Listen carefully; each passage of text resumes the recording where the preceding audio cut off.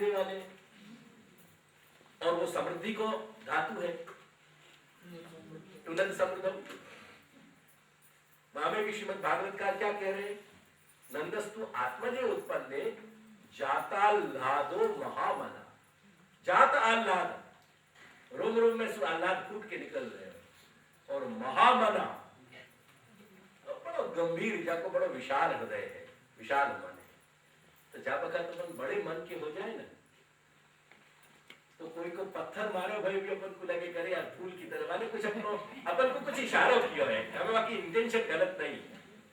और जा बखत अपन को मन दूषण होए ना, और कोई चीज एक उठा के यहाँ रखी है ना, तो बाजू में जो बैठे हो ना, तो कह जाके जोયું ને તે આ એને અહીંથી અહીં મૂક્યો ને એનો આ મતલબ છે।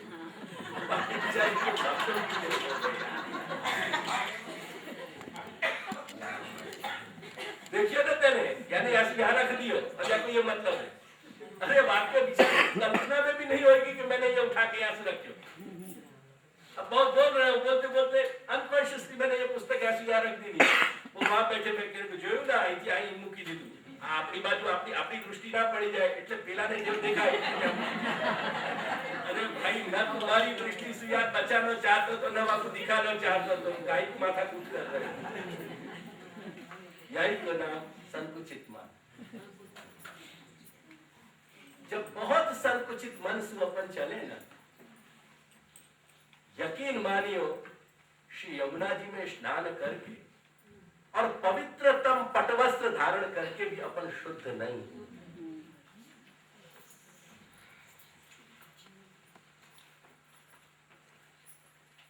तो भाव दुष्ट या कुचित दुष्ट श्री महाप्रभु आज्ञा कर रहे हैं, ये सारा खेल जो है शुद्धि को, वो भाव पे टिके हुए हैं।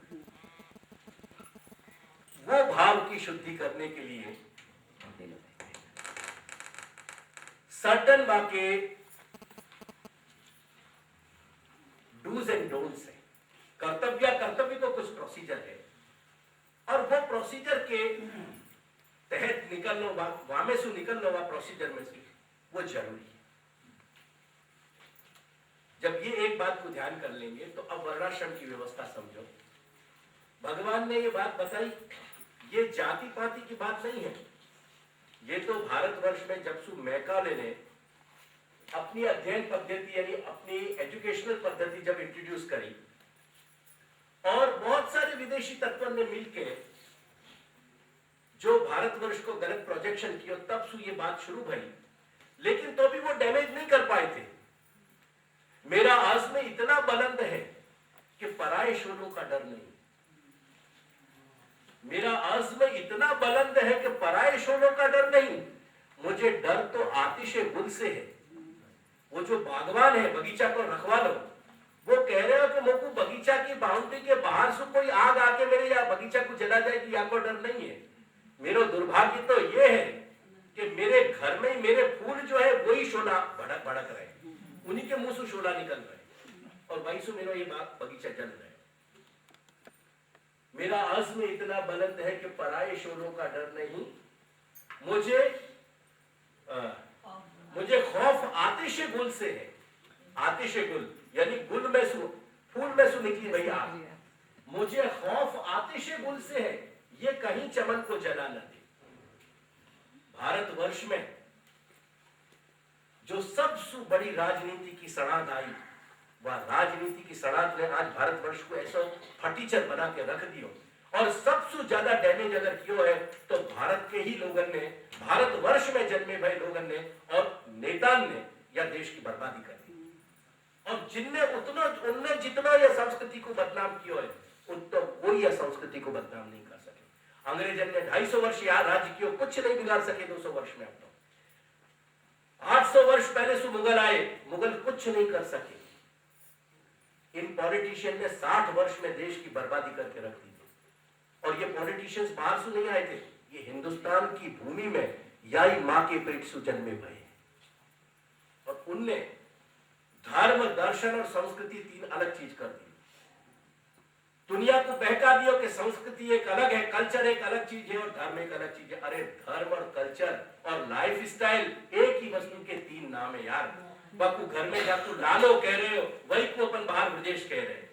वो ब्रजेश और लालो दो अलग नहीं है यार, समझ क्यों नहीं रहे? वो घर में पुकारने का नाम लालो है, लेकिन लोगों को लड़ाना है। तो उनको जब तक जो डिवाइड एंड रूल ब्रिटिशर्स नहीं कर सके, वो भारतीय पॉलिटिशियंस ने हाईएस्ट लेवल के परफेक्शन पे करके दिखा दिया। जाति को जाति से अलग नहीं किया, व्यक्ति को व्यक्ति से अलग कर दिया। ये राजनीतिज्ञों का मार्ग है। और भारतीय जनता अपन सब एक ऐसे नपुंसक लोग हैं कि जो इन नेताओं को कोई इलाज नहीं कर सकते, कोई इलाज नहीं कर सकते। उनने अपने देश की संस्कृति को, धर्म को, जीवन पद्धति को बदनाम कर दिया। ब्राह्मण को मतलब है तो जिनको विचार प्रधान, बौद्धिक प्रधान और जिनमें मानस प्रधान, जिनके अंदर वर्चस्व होता और जिनको डेवलपमेंट होता, जाको अंग्रेजी में एलीट कहा जाए। The governing elite who holds the no-how of governance, the right method and the right mode of governance, जिनको सही दिशा देने की और सही दिशा में शासन करने की और कराने की, जिनमें माथे की मादा है, जिनमें अपने मस्तिष्क को, वो वर्ग ब्राह्मण कहा जाता है। और वो व्यक्ति के जाके अंदर सिर्फ फिजिकल लेबर करने के सिवाय दूसरी एबिलिटी नहीं है, वो भारतवर्ष में शुद्ध कहा जाता है। मैं ये कोई बदल के व्याख्या नहीं बता रही। भारतवर्ष में ब्राह्मण होते भाई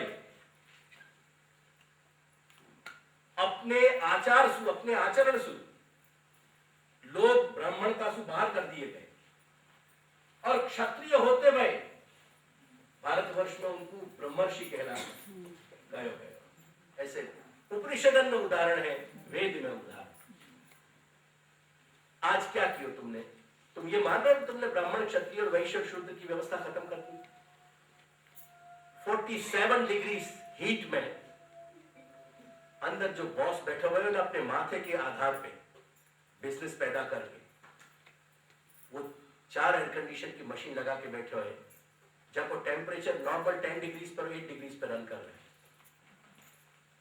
इतना कूल कर रखे हुए वाले। और वाई को प्यून जो बहुत वासुक, पढ़ाई लिखाई में कथनचित ज्यादा हो सके, वो बाहर टेबल पे बैठे हुए 47 डिग्री हीट में तप रहे हो। वो ब्राह्मण है और वो शूद्र है। क्या ये डिस्टिंक्शन को तुम्हारी पॉलिटिक्स ने समाप्त कर दी? तुम्हारी दुनिया ने आपको हटा दिया? कहां है? कहां नहीं है आज ब्राह्मण और क्षत्रिय की व्यवस्था? कहां नहीं है वैश्य की व्यवस्था? कहां नहीं है शूद्र की व्यवस्था? स्वतंत्रता होने के बाद भारतवर्ष में जितना हीन स्तर को और सड़ो गलो भय रूप जो जातिवाद को आया ऊपर उठ के, इतना भारतवर्ष में 50 वर्ष पहले नहीं था। गोकुल में जो हरिजन समाज होता ना, वहां गोकुल के लोग चाचा, भाभी, ताई और ताऊ कह के बुलाते, उनको भंगी कोई नहीं कहता।